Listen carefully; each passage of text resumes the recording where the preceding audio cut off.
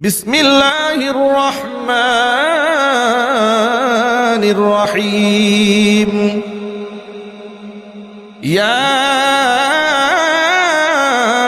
أيها الذين آمنوا قاتلوا الذين يلونكم من الكفار وليجدوا فيكم غلظة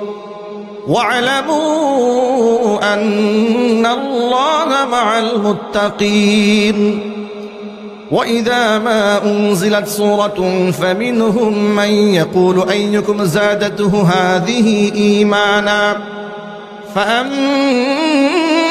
الذين آمنوا فزادتهم إيمانا وهم يستبشرون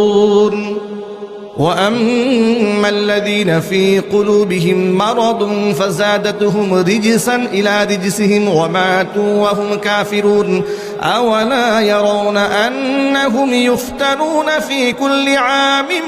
مرة أو مرتين ثم لا يتوبون ولا هم يذكرون وإذا ما أنزلت سورة نظر بعضهم إلى بعض هل يراكم من أحد ثم انصرفوا صرف الله قلوبهم بأنهم قوم لا يفقهون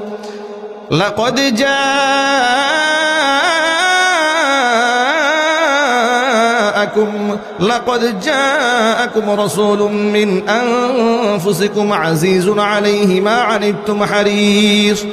حريص عليكم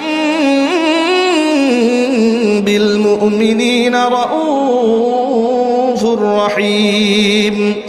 فإن تولوا فقل حسبي الله لا إله إلا هو عليه توكلت وهو رب العرش العظيم